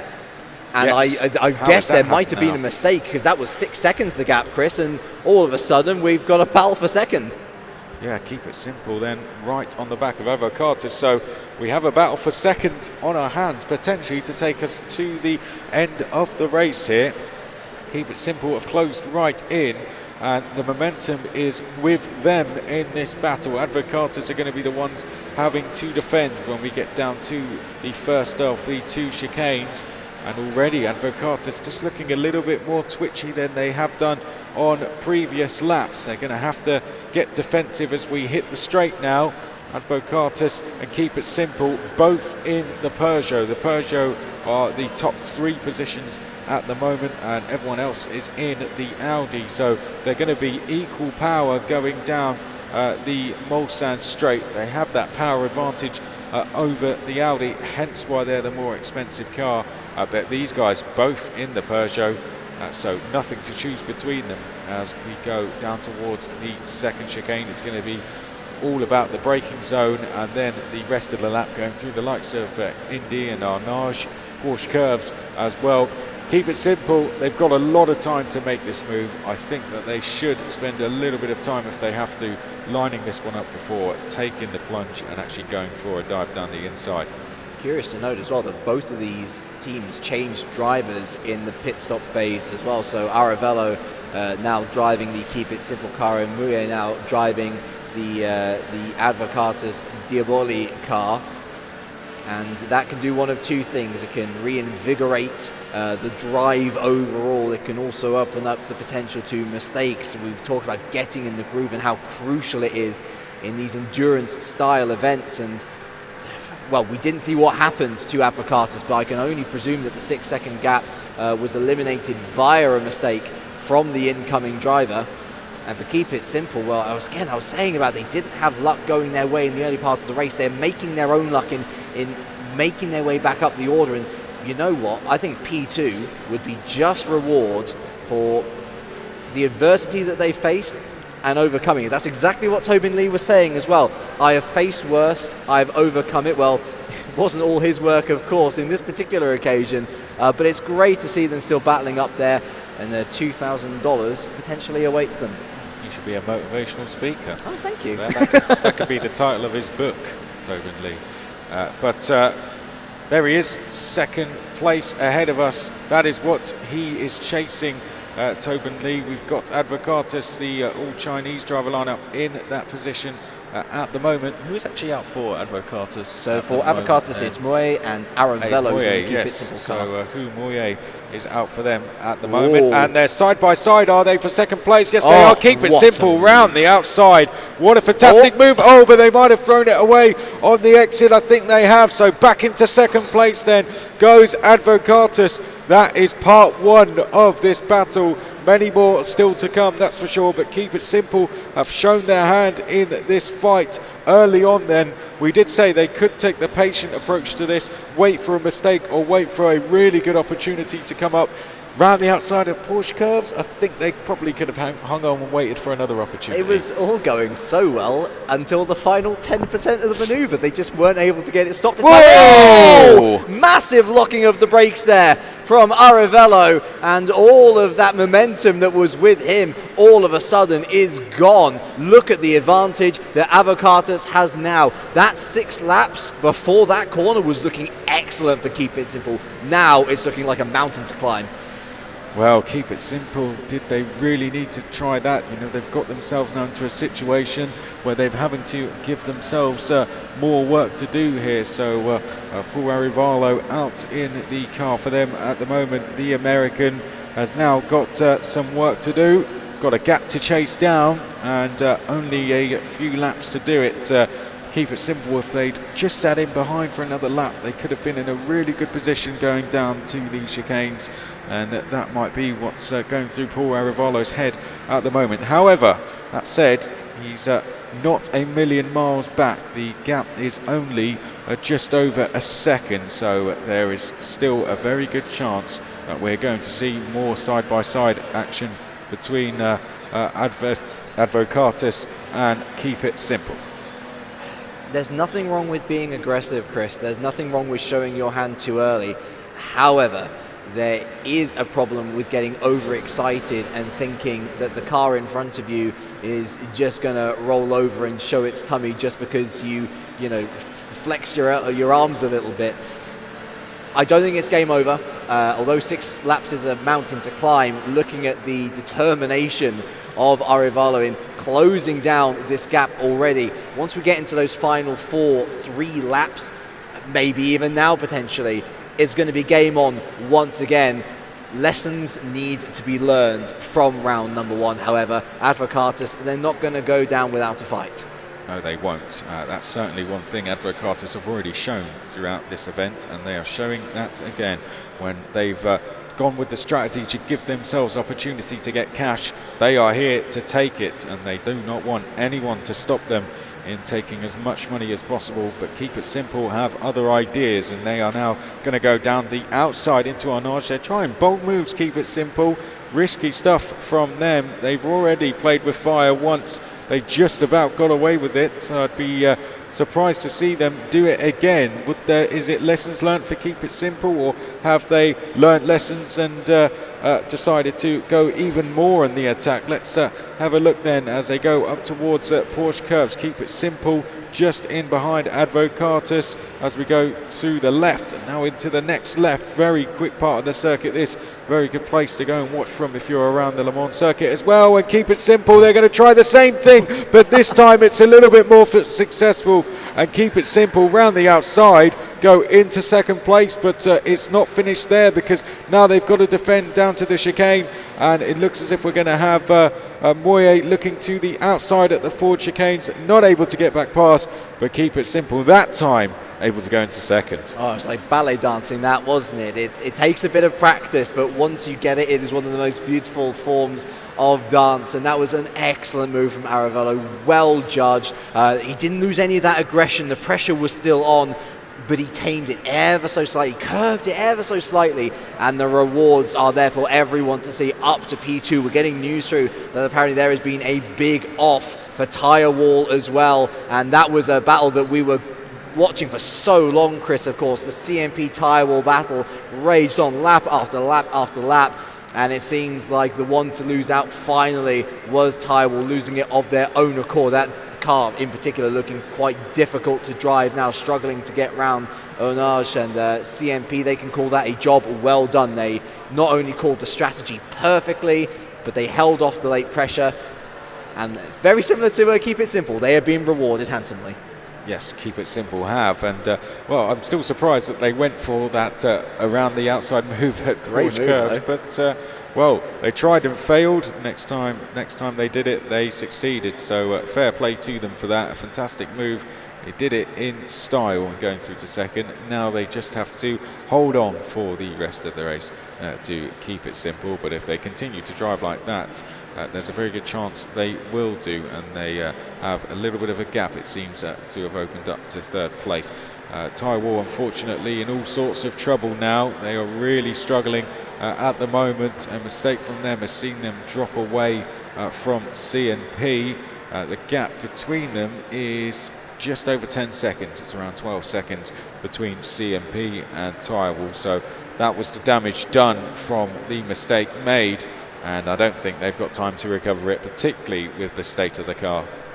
Yeah, that one looks a little bit dead in the water in these final laps. I did notice, I think it was the gap coming down ever so slightly to two teams who we haven't actually talked much about in this race, mostly because the race was taken away from them early on. Let's talk about Williams and Kitty Crew, Chris. In particular, Kitty Crew, who were in that top 5. 5 points off the leaders, Baguette, and they find themselves all the way down in P10. Oh, and hold the phone. Was that Keep It Simple going wide?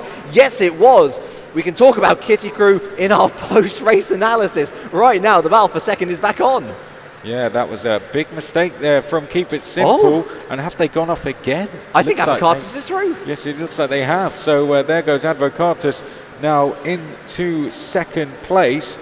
Keep It Simple, after all the hard work and a fantastic move to go into second place, they've thrown it away once going through, and with a bit of a gap as well. So not too sure what's going on with Keep It Simple, but they are unfortunately making poor mistakes here, and it's costing them a chance of getting second place potentially. Keep It Simple are just making this task of getting second a lot more harder than it should be. There you can see Advocatus going into the Ford chicanes now. They're back into second. It's not where they expected to be. Now they've got to try and settle down. They would have expected to be just rolling around home in third place, but Advocatus now have to sit back up again and try and defend this position from Keep It Simple. We're into the final few laps, so I'd say if I were Advocatus, I'd be going heavily defensive now from Keep It Simple. That's the 5th or 6th incident with the driver losing it all on their own into Indianapolis or Arnage. But the pace just isn't there with Advocatus. We saw how easy it was for Aravalo. 2 bites of the cherry around the outsides of the Porsche curves, and he managed to make it stick, despite what looked like, I don't even know what happened, to be honest. He was slow in exit of Arnage. That's what's allowed Advocatus back through. I think going on to the Mulsanne straights once again, surely the move is going to be recompleted through, if not one of the chicanes, then the hairpin.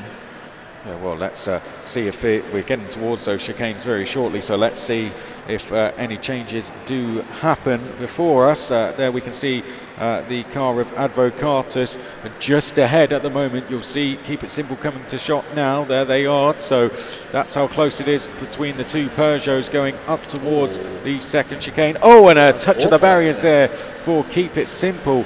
Strange place to make a mistake coming out of that chicane. It should be pretty straightforward to keep it on the racing line, but do you reckon this is just a sign of fatigue setting in, just with these errors being made by Keep It Simple? It's a strange mistake to lose on the outside of Arnage as well, and they could not be making these mistakes at a worse time either. 4 laps from the end. It's bizarre. That's the only word I can call it. But there's such is the difference in pace between these two cars that even at this point, even this far back from Advocatus, if Aravello strings a decent lap together, he's going to be back on the rear wing of that car. Easy, no sweat. And we've seen him pull off a great overtake or there's a gift there from Advocatus going deep, and that should be the position for the American. Well, now it's Advocatus who are the ones to make the mistake in second place. You don't want to run in second in this race. It's just causing all sorts of problems. It's a new when poison you do. chalice. Yeah, yeah, something like that, yeah. But Advocatus still might be in second by the time we get to the next corner, because they are bumping doors here with Keep It Simple, and Advocatus are going to have the advantage into the left-hander at Indianapolis. So a good move there from Advocatus. Good driving to hold on to that second place despite their mistake through Arnage. They're going to be ahead as well. So good driving from Advocatus. Keep It Simple. Are they taking the more relaxed approach to making this move? Not so sure that'll be the case, to be honest. It looked as if they weren't trying any silly moves down the inside Indy or at Arnage, but this is where they've been making their moves, through the Porsche curves. On board we are. You'll probably see them try the outside at the next section of the curves. Let's see, that's where they've been doing it the last 2-3 times, and this is their move round the outside here, but well, Advocatus wise to it that time. But that said, yeah, well, here we go once again, down to the 4 chicanes. We're going to be side by side, are we? Yes, we are. So side by side for the second time into the chicanes, and it looks as if Keep It Simple are going to go back into second place. Well, he's not afraid, is he? That was arguably a more dangerous move than going around the outside of the Porsche curves, but he kept it stuck in. Fair play to Advocatus there. Fair racing, leaving just enough room for Simple to slip on through. This was about to turn into a 3-way scrap as well. So many mistakes that they were making that Baguette in the Audi was starting to catch back up to this, and we could have seen Baguette inheriting an unlikely podium. I think for Keep It Simple and for Advocatus, they'll be happy that that race is done and dusted. Fingers crossed, and touching all the wooden tables that they can find. They don't want to throw away $1,000 at minimum, when really, with the better car, this should have been a formality laps ago. Yeah, it should have been right from the start, really. You remember the race start off the line, race leaders were into the lead from about 9th or 10th on the grid. MAD just came flying down the inside of the rest of the field, got straight into second by the time we had got in towards turn number 1. They started from about row 4 or 5, MAD. I think it was the outside of row number 4, and they were straight into second place before we'd even got to the first turn. So such was the advantage of the Peugeot compared to the Audi. Are we going to see any more battling for second place, though? Advocatus are not that far behind Keep It Simple. We still have a handful of laps to go. Baguette Racing are close behind as well. I think we're approaching, is that a back marker ahead of us? Is that SMP? Yes, it is. So SMP Racing are ahead of us. But Baguette Racing, as you said, they're going to be up for this. They'll be thinking about potentially getting a podium here. They won't really be able to do it on their own with the Peugeots at full speed, but if they keep going like this, Keep It Simple and Advocatus, they may just be picking up some money in this race. This is it's so strange. What a situation we're in. By the way, CMP, for tyre wall, Christmas has come early, much to match the weather. CMP have had an issue. They've had to pit late, and so tyre wall are back ahead of them after that massive off. I can't explain that. I can't explain this. 2 laps to go. I won't have to explain much after the next couple of minutes. Well, we're back on board with Keep It Simple. We're looking back at Advocatus. We'll see if they're able to close in into Arnage. You can see under braking there, just closing in, but on the exit again, gap will just extend slightly. SMP, fortunate race for them to be down in that position there, James, being lapped. It's class racing, and ultimately, if you're making mistakes, if you're not on the pace, you're going to find yourself at the mercy of the leading cars. Paul Aravello, what a short and eventful stint this has been, but it looks like he's finally starting to hook up the sectors the way he wants it, pulling at 2.5 seconds in the last couple of sectors or so on Advocatus. But then again, we've said that this one is done and dusted so many times before, and somehow someone's made a mistake, and Baguette's been invited to the party, and it's all gone Pete Tong, lap 32 of 34 laps completed, losing our minds here, but in a good way. It's been such an exciting race. It's been very good, hasn't it? You see with the 3 Peugeots, as you said, that they'd all disappear off. They kind of have done in the end. Of course, they are 1, 2, and 3, but how they got there is probably the most interesting part of the race, isn't it? It's been a story and a half, hasn't it? Every single one of them, with the exception of MAD, really, has faced adversity of some kind. They've had to battle hard. I mean, Aravello's original overtake on the Avocatus car was arguably one of the best of the 24 hours. I mean, they would have chosen this car not just for the results, but to have a bit of an easier race. It should have been a real smooth run through to $1,000 at minimum, but it's been anything but for our second and third place team of Keep It Simple and Advocatus. Oh well.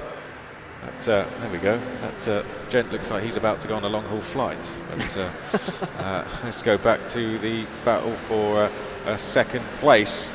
And it is, of course, between Advocatus and Keep It Simple. We're on board with Keep It Simple at the moment. 14 seconds back from our lead car. MAD Motorsport, we haven't really seen much of them. We haven't talked much about them because we haven't really had to, but of course we'll return to that when they come up to cross the line in around 2 laps time. But it's all about now whether Advocatus can hang on to this second place or can Keep It Simple close that gap back in. I'm looking more at Baguette, genuinely. This pace from Advocatus is slightly worrying. I think this battle between them and Keep It Simple have really helped to wreck the tyres, honestly. And again, there's a bit of uncertainty in the driver change. They've just kind of lost everything that made them so good in the first stint. So whether it's just a lack of faith in the setup or whether it's whatever reason, I mean, of course, that battle with Aravello would have surely ruffled them up just a little bit. I don't know, Baguette sends blood here. Baguette sends blood, but do they have the car to do it? Well, we've got 2 more laps to see, haven't we? Well, they shouldn't really be able to be in this position, should they? Oh, but they are, though. Racing. That's the exciting thing. Who knows? It's a very, very strange situation. I'm sure anyone that plays the game, plays Forza, and just in general, motorsport, everyone knows that the Peugeot, how quick that is in a straight line in comparison. Oh, I've got a historical fact for you, by the way. Oh, here we go. So they won 2/3 of the races they entered with that car. 20 out of 30. 3 teams titles, 3 constructors titles, 3 drivers titles. It's a good car. It's not bad, is it? I want to get my history facts in there. I was like, hey, I graduated with a history degree. I might as well make use of it. There we go. Any other lessons? No, that's it. Sorry. I'm working. It's 5:30 in the morning. I'm working as best I can. Well, I'm sure Bo will test you on that. He's getting ready to come back on in a sec. At the moment, it looks like you wouldn't want to bump into him in an alleyway where he's dressed up, but hopefully he'll smarten himself up, ready for coming back on stage in just a second. Get backstage. Get ready. Be off with you. Right, let's get back to this battle because they are there. Racing in that Audi have now closed in on Advocatus. So this shouldn't be happening, but somehow it is. And Audi closing in on Peugeot. This just shows how well Baguette Racing are driving. I'm going to put you to the test. How do you think this is happening? Is it just the sheer speed that they're having through the corners, which is just meaning down the straight that they are able to, the gap isn't actually extending, it's coming down still?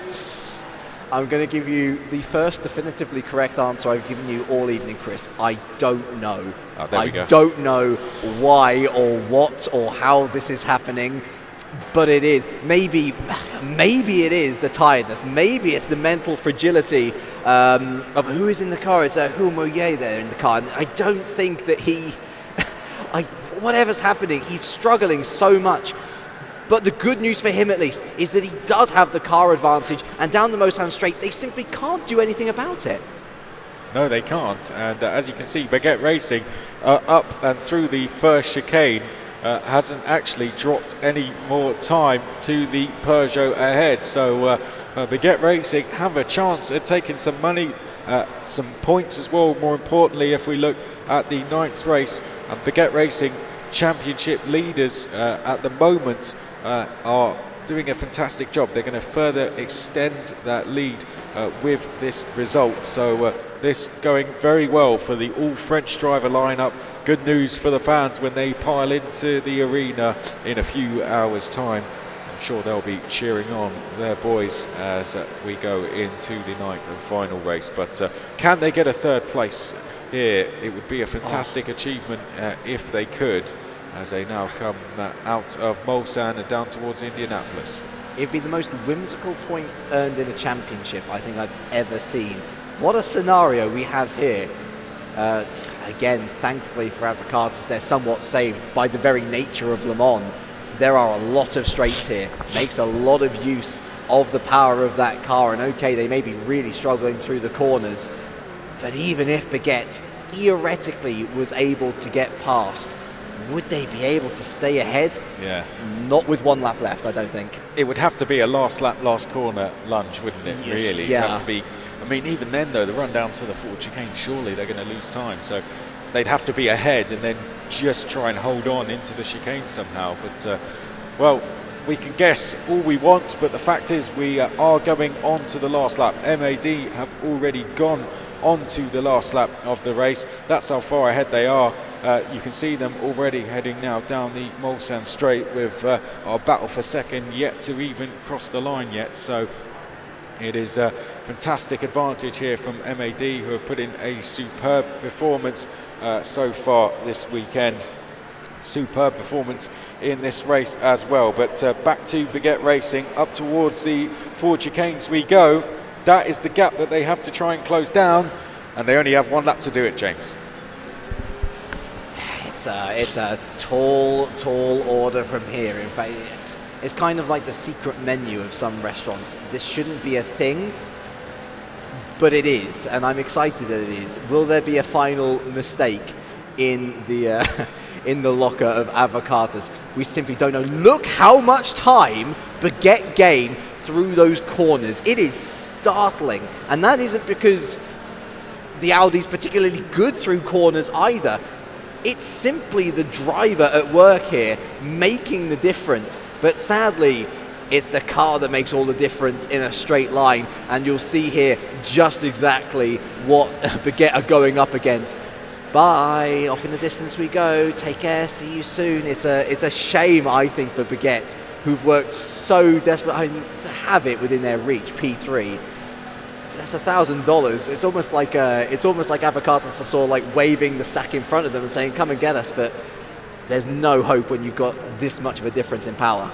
Well, they'll close in under brakes, as you can see. The gap will reduce to what it once was, but then it'll open up again. However, once we are finished with the long straights and we really get into the tricky parts of this circuit, going through Arnage and then the Porsche curves, then that will be Baguette Racing's chance to go and take third place.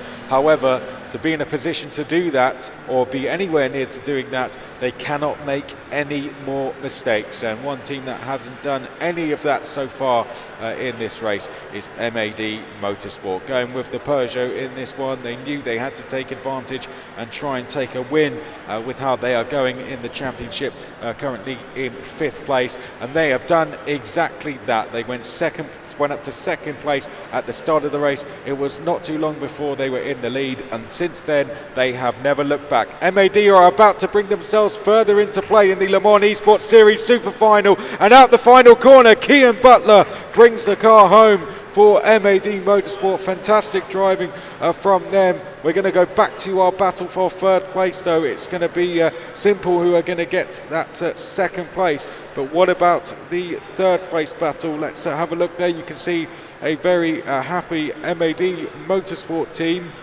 We will hear from them very shortly, but I wonder who it is who is going to take third place. We're going to skip back to that. And now, Keep It Simple, as we said, will be in second place. But what about third? Baguette Racing now have got to close in as we get up towards the Porsche curves.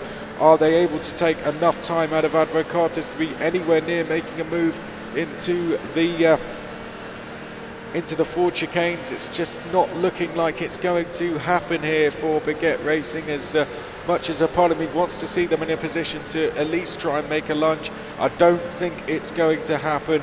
It looks as if Advocatus have done a brilliant job actually on this last lap to keep a gap to Baguette Racing, and I think at the moment they are going to hold on. Only the 4 chicanes left. That should be enough surely for our third place team Advocatus to go on and take that $1,000 in third place. Here they go, we'll see them up to the line. Keep It Simple come across the line in second just now, but behind them, third place just about is going to go to Advocatus across the line. Baguette Racing gave it everything, but they will finish in fourth place, James. There's tenths between them, tenths. How on earth were there tenths between a Peugeot and an Audi? I still don't get it. And Baguette Racing, we saw earlier actually at Le Mans them losing out in terms of money because of a last mistake. It was deemed by the stewards actually to be their mistake into that final chicane.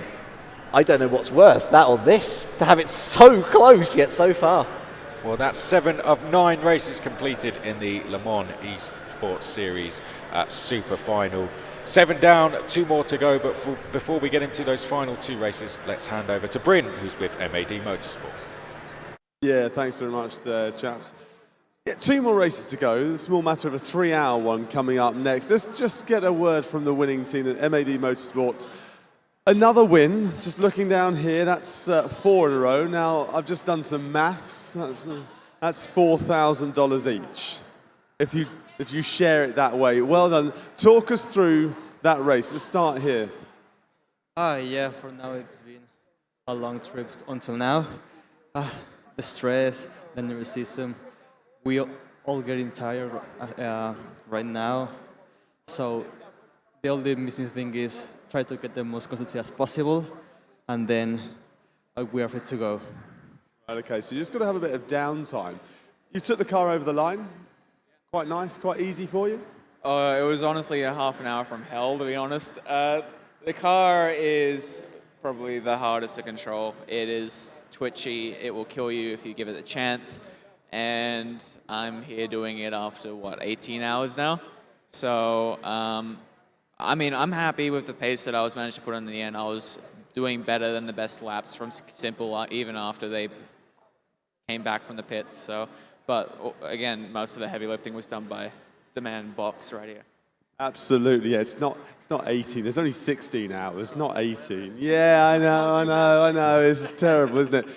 Robin did a really good job there. I mean, you did such a good job. You've injured your beard. What's happened there with the plaster on your beard? Oh, I'm actually not sure. It's just I was suddenly bleeding, and then I covered it up then. Driving so hard, his beard fell off, which is quite dangerous, isn't it? Now, so tell us about your stint in the car then, because you had, like they say, a really, really solid start. Yeah, I was quite lucky that Keep It Simple, they had a crash at the beginning, because otherwise me and Turbin would have had an epic race, but that way I was able to drive away because everyone else was in a slower car, and that way it was an easy win. Nice, isn't it? It's nice when it's easy. It's nice that you can get another $3,000 to the prize pool as well.